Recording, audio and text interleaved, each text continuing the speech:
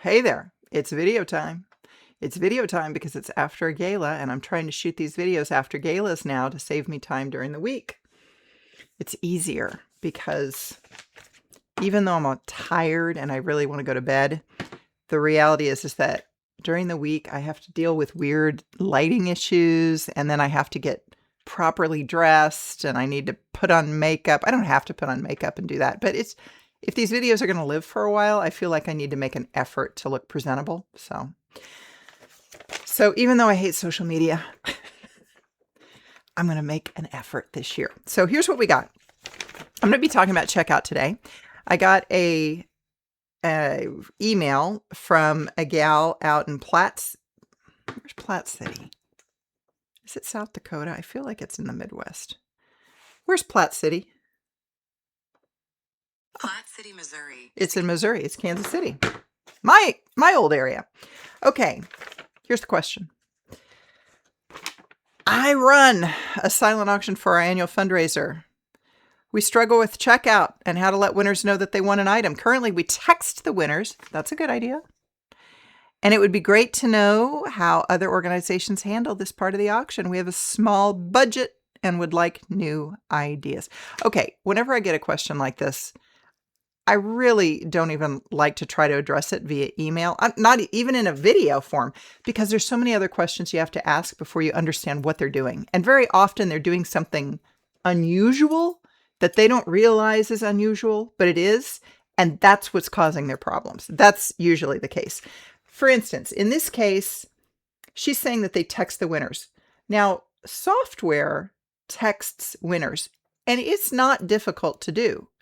But because she's saying that this is kind of difficult to do, I'm thinking they are physically not using software and they are punching in individual numbers of buyers and texting them. That's one thing that I'm wondering about. The other thing that I'm wondering about is that because she said they have a small budget, I'm thinking that maybe they're not using software because they're afraid of the cost, although software is so cheap now. So cheap. You can get free software that would probably do what you need it to do. But they have small budget and they would like new ideas. So the other thing I'm wondering about is, are they using bid numbers, or are they really old school and they're having people write down their names on the silent auction bid sheets? In which case, there's a few things we need to clean up before you even go down this path. But we're going to just go with it. I will tell you that the ideas that I'm going to give you today work whether or not you're using bid numbers or whether or not you are making people write down their names. And it also works whether you're using software or not. And they are called bid boards. Years ago, I did a video on bid boards, but it's been a long time, so perhaps it's appropriate to do it again. It's about using signage to tell the silent auction winners that they won an item. And I will say that this is a valid concern that you should think about, because one of the number one questions I get from guests is, how will I know that I won an item? And this addresses that. A bid board is a signage, could be digital signage, that alerts the bidders to whether or not they won an item. Let's look at some bid boards because I think it'll be easier if you just see it.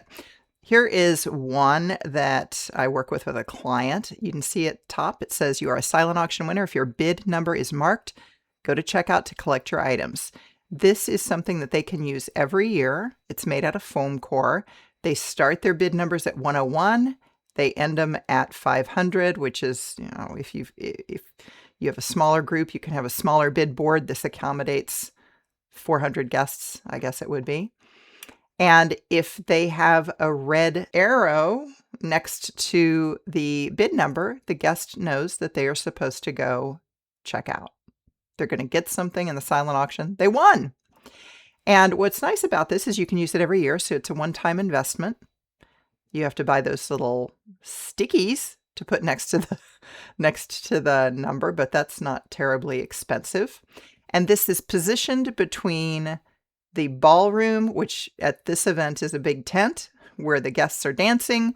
And then as the program starts to wrap, this is created from the registration team, and it's positioned before the guests actually get to the checkout area. So as they're leaving the tent, and dancing is going on and all of that. The program's ending. As the guests are starting to make their way out, they will run across this bid board. And actually, usually the development director's there shaking hands and everything too, saying, oh, check over here, see if you want anything, before they hit to the checkout area. That's one example. That gives you the effect. I guess they had 2 of them as guests made their way. And you can see back there, look at those big pink pieces of paper that are clearly labeling the silent auction packages that are going to be picked up soon. Oh, there's our folks telling them to look at the bid board. Here's another example. This one, as I recall, was on a whiteboard. So they had spent some money on this to create it. And every year they would circle the number of the bid numbers of the winners. So the red circles, you won. Then they just wipe that down and use it again. Here is another style of a bid board. This is digital, so you don't even have to have a physical board.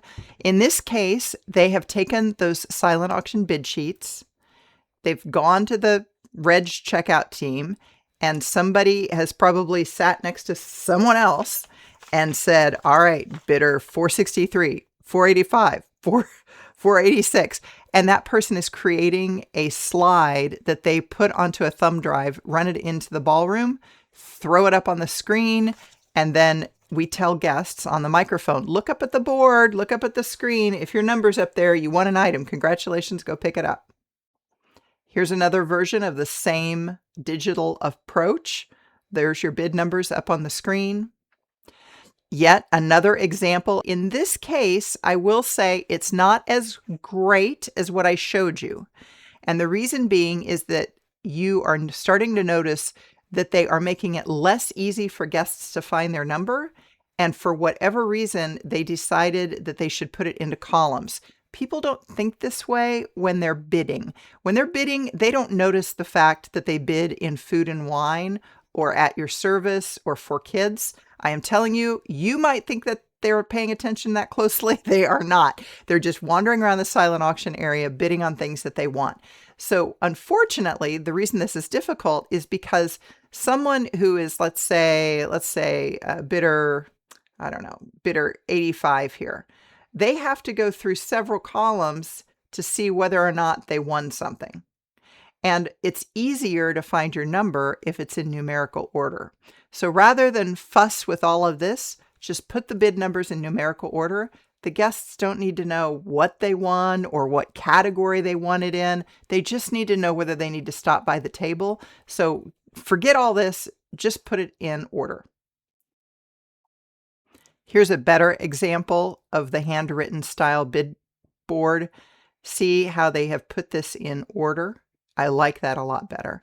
Now, you can tell as they were putting these numbers down, they're starting to think, oh my gosh, we're running out of space here. We got to make them a little bit tighter. But that's okay. That's okay, because this style of a bid board is way better than mixing up all the numbers and making your guests try to figure out where their number is. So I still prefer that, even though it might not be evenly distributed. Now, I also think it's important to look at bad bid boards so you know what not to do. And earlier I said that this idea would work whether or not you are using names or bid numbers. And so I'm going to show you some examples of names. It's not ideal, but I will show you some examples, and best not to do it, but you can. Here's one example of what not to do. They have chosen to list all of their silent auction items, printed this out in advance, and then they are spending all this time writing in the names, the bid numbers, and the amount paid for each item. You do not need to go to this much work. One of the most shocking bid boards I saw was this one. They printed out the entire catalog, and then they put in red font, I don't think I have a photo of it, but they put in red font over the item the number of who won it.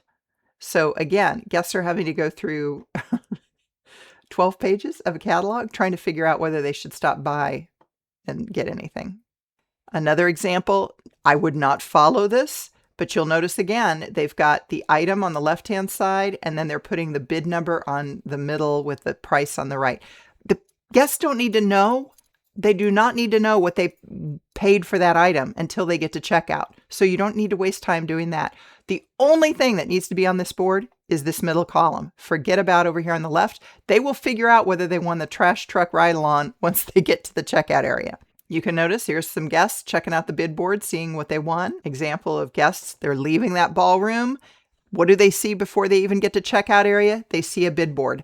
Not the best bid board. Again, it's not one of those examples I want you to use, but I do like the placement of it because guests are running into it as they make their way out. A variation on a theme with this one, they took each one of those items, starting with 1, they go down to 27, then over here is 28 to 41, and then over here is 42 to 58.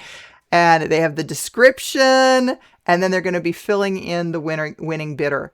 This is not guest friendly, and it's really not even friendly for your checkout.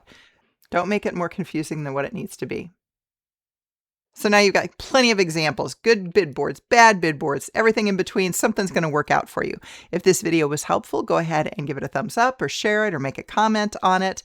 I am going to be heading to bed because I am exhausted. We'll catch you in the next video. Bye.